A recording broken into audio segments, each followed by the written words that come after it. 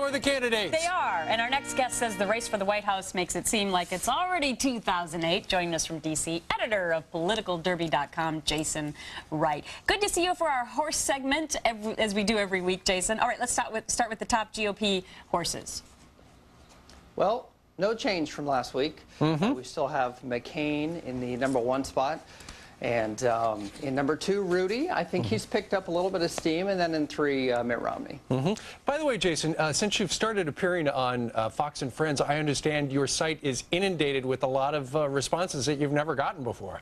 Absolutely. This week I was flooded with email from Apple fans, Apple geeks they call themselves, all over the world that were so excited with the prospect of a Steve Jobs candidacy. The blogosphere is just abuzz with talk of what Steve Jobs might name his cabinet members and whatnot. It's kind of interesting, a new demographic for you guys probably. Thanh you.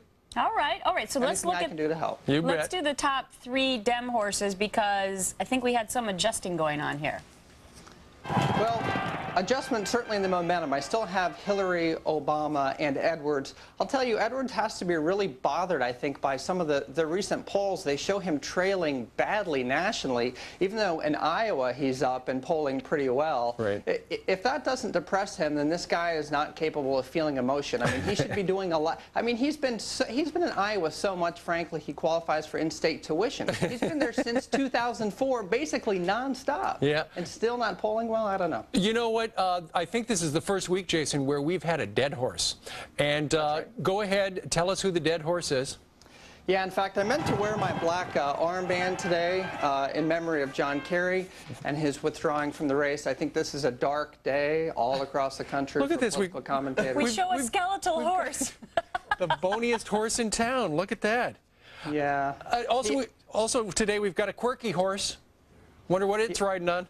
Dennis Kucinich. I thought it might be fun this week to focus on one of our horses in the 10 spot. He's running 10th among Democrats. This guy is the real cheese. I mean, he's good on the campaign trail. He's actually a pretty engaging speaker. People that have met him on a rope line say that he's pretty good. The problem is he's one of the few Americans that actually makes Rosie O'Donnell look sane. That's his problem. Speaking of rope lines, I saw him try to shake the president's hand a couple of times at the State of the Union. You know, considering all the stuff that he said about the president, I'm amazed there was some handshaking.